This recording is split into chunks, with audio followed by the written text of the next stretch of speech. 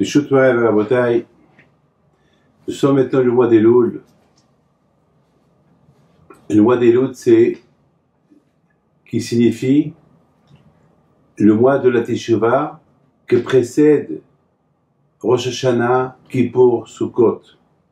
On les appelle les Yamim Noraim, les jours terribles. Pourquoi les jours terribles? Parce qu'on ne sait pas qu'est-ce qu'il peut avoir l'année prochaine. Il faut savoir que les livres, les classeurs de chaque juif, de tout ce qu'il a fait pendant toute l'année, ça se ressemble, ils se rassemblent. Et c'est Hachem qui va décider qu'est-ce qui va se passer l'année prochaine. Malheureusement, il va y avoir des tzadikim qui vont être jugés, des bons, des mauvais, tout le monde va être jugé. On ne sait pas. On ne sait pas qui va passer l'année, qui ne va pas passer l'année, qui va être en bonne santé, qui ne va pas être en bonne santé, qui va vivre, qui va mourir. On ne sait pas. Qui va devenir pauvre, qui va devenir riche. Enfin, on a vu pendant toute cette année ce qu'on a passé. Il faut savoir, mes amis, qu'il y a un grand tzaddik qui s'appelle Rabbi Israël Blazer. Un grand tzaddik.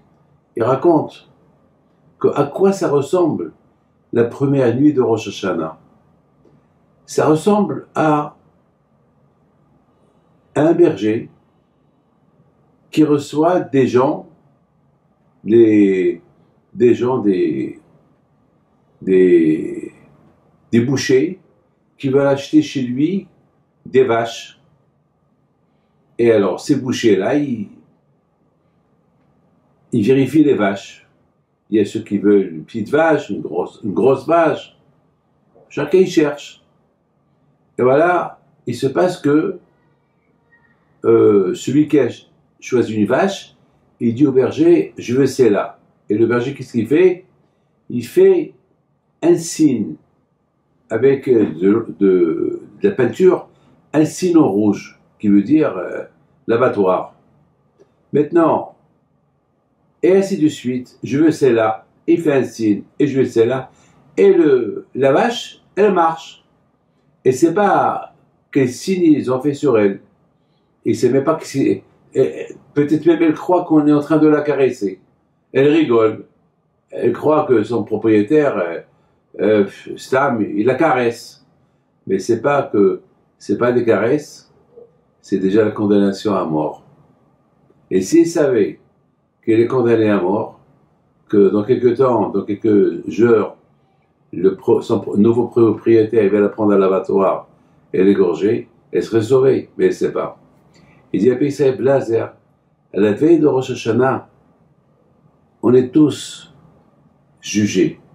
On ne sait pas quel est notre sort de jugement, parce que si on sait, on ne peut pas vivre, on va avoir peur, on peut même mourir de peur.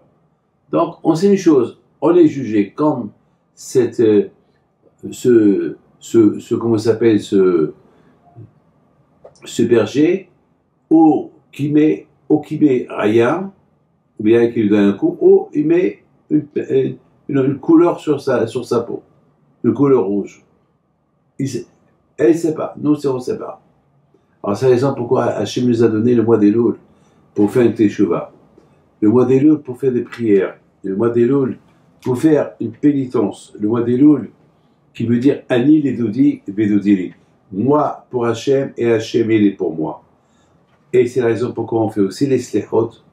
Les slechot, maintenant il n'y a pas une communauté qui ne choisit pas une date pour faire les slechot. Les slechot, ça veut dire pour demander pardon à Hachem. Il y aura les sonneries du shofar.